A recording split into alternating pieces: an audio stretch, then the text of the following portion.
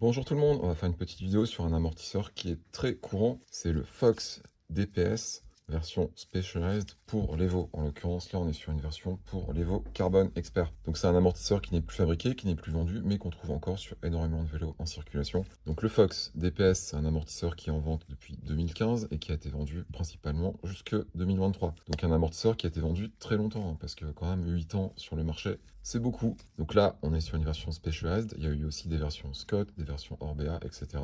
Donc à chaque fois, qui étaient des dérivés plus ou moins éloignés du Fox DPS. Donc là, on est sur une version Specialized pour l'Evo. Au niveau des réglages, ça tourne principalement autour de 3 choses. Donc on a la molette ici de compression. Donc quand vous tournez la molette dans ce sens-là, vous bloquez quasiment à 100% l'amortisseur. Et quand vous le tournez dans l'autre sens, il est complètement ouvert. Et il y a une position intermédiaire. Donc total 3 positions. On ne peut pas jouer davantage sur les clics. Après, ça a l'avantage d'être assez facile à utiliser. C'est une gâchette qu'on peut déclencher assez facilement quand on est sur le vélo. On a le réglage du rebond en rouge. Donc là, on voit le sens dans lequel il faut tourner pour que ça aille plus ou moins vite, plus ou moins lentement. Donc quand vous tournez dans ce sens-là, la molette rouge, ça va plus vite.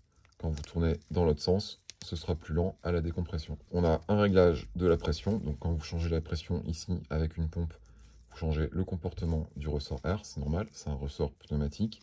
Vous avez besoin du ressort pour que ça marche. Et à l'intérieur du boîtier air, vous avez un système de chambres qui peuvent être modifiées en termes de taille. Donc on peut changer les proportions des deux chambres pour modifier en profondeur le fonctionnement du ressort air, le rendre plus ou moins progressif, plus ou moins linéaire. Et au-delà des réglages qui peuvent être faits sur l'amortisseur sans tout démonter, on a le setting interne qui est un setting qui a été choisi, décidé par Specialized comme convenant bien pour le vélo.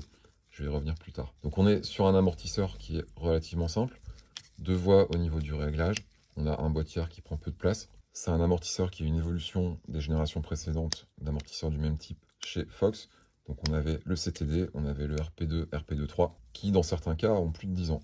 Les plus observateurs remarqueront qu'on a certaines pièces qui sont donc en vente sur cet amortisseur depuis le début et qui étaient déjà en vente sur les versions précédentes. Donc on est vraiment sur quelque chose qui date un peu en termes de conception.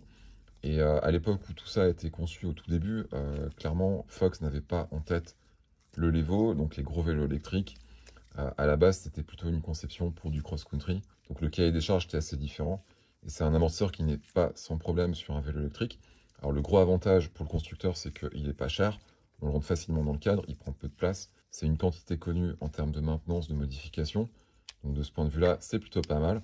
Par contre, en termes de conception, vu les débattements et les contraintes qu'on lui donne aujourd'hui, le type de vélo sur lequel on monte, c'est quand même un amortisseur qui peut se retrouver assez dépassé par la situation. Pour les utilisateurs, une pièce qui est un peu critique, c'est le plongeur ici. Donc évidemment, c'est un plongeur qui ne peut pas accepter d'avoir la moindre rayure. Si vous commencez à avoir des rayures, des éclats, des impacts qui apparaissent ici, vous allez poncer le joint racleur, ce qui fait que la saleté va rentrer à l'intérieur du boîtier air, et forcément, vous allez contaminer l'intérieur de l'amortisseur. C'est jamais une bonne chose.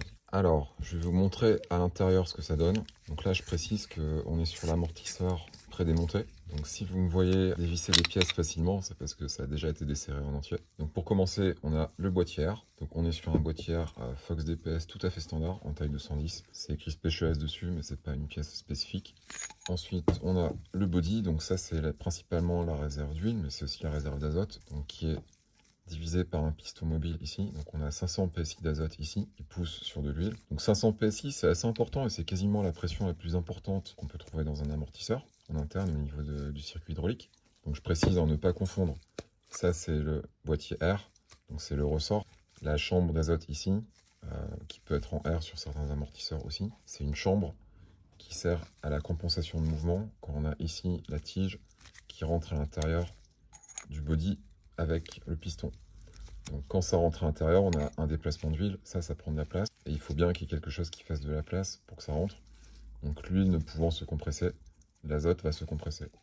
Donc on a le piston ici qui va pousser sur l'huile. Et c'est un point qui est assez important parce qu'ici on est donc à 500 PSI, ce qui est une pression très élevée. Et pour que ça fonctionne correctement, on a au niveau du piston, en fait un piston qui est dans une cage. Alors, je dois dire que si il y a un concepteur de Fox qui regarde cette vidéo et qui en sait plus que moi, je suis très intéressé, mais regardez bien. Donc ça, c'est le système de blocage. Donc quand vous actionnez la molette ici pour rendre l'amortisseur plus dur, vous avez cette rondelle qui va boucher les pores, donc qui empêche l'huile de circuler, donc l'amortisseur de se compresser. Mais au niveau du piston lui-même, regardez bien. Donc là, on n'est pas encore sur les clapets. Et ensuite, on a les clapets. Donc les clapets, c'est les empilements de rondelles qui vont contrôler la circulation d'huile en compression et en décompression et permettre à l'amortisseur de remplir son rôle. Et là, si vous regardez bien, les clapets sont dans une cage. On a un cylindre ici, vissés l'un dans l'autre. Et en fait, ce qui se passe, c'est que cette cage va empêcher les clapets de se déformer. Donc les clapets, c'est des rondelles comme ça, qui sont assez souples. Il faut voir que sur les générations précédentes de cet amortisseur, on n'avait pas le piston avec une cage comme ça. Et ce qui se passait, c'est qu'on avait des réglages de compression et de rebond qui étaient globalement moins effectifs. Et surtout aussi pas mal de casse au niveau des clapets, ce qui est beaucoup moins le cas sur le Fox DPS. Ensuite, on a la tête hydraulique. Et ensuite, on a la tige. Donc ça, c'est une tige sur l'Evo, sur Stumpjumper, sur beaucoup de vélos Specialized, qui a tendance à pas mal casser. Je l'ai montré dans des vidéos précédentes. Donc en général, ça fait ça. Voilà. Si vous regardez dans l'historique des vidéos précédentes, vous trouverez une vidéo qui parle spécifiquement de ça. Donc on se retrouve avec une tige cassée, évidemment un amortisseur qui ne fonctionne plus. Et ça vient du fait que c'est un amortisseur où tout est vissé, c'est-à-dire que tout est sur la même ligne. Donc ici c'est vissé, la tête hydraulique est vissée, le piston est vissé, ensuite le body est vissé. Et en fait, il y a beaucoup de rigidité au niveau de l'amortisseur en lui-même et absolument rien pour lui permettre de prendre des contraintes latérales sans casser. Donc le résultat, c'est qu'on a régulièrement cette tige qui casse. Il y a quand même deux points qui rendent l'amortisseur spécifique pour Specialized. Donc d'une part, on a le setting RX Tune.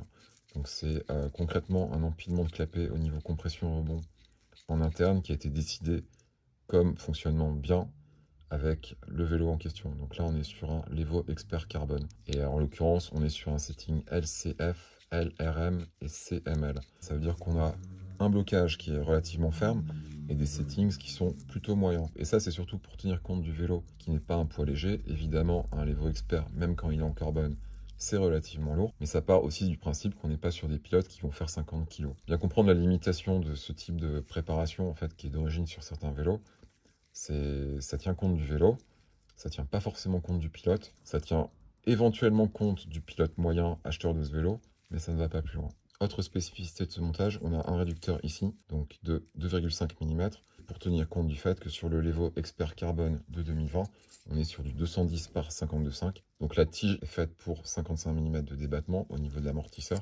Et on met un réducteur comme ça pour tenir compte des restrictions du vélo. Donc en dehors de ça, du setting ici, et en dehors du fait qu'on a les œillets qui ne sont pas montés en parallèle, c'est-à-dire qu'on a l'œillet ici qui est monté comme ça par rapport à l'autre, on est quand même sur un amortisseur qui a uniquement des pièces standards. Voilà, j'espère que c'était intéressant. À la prochaine.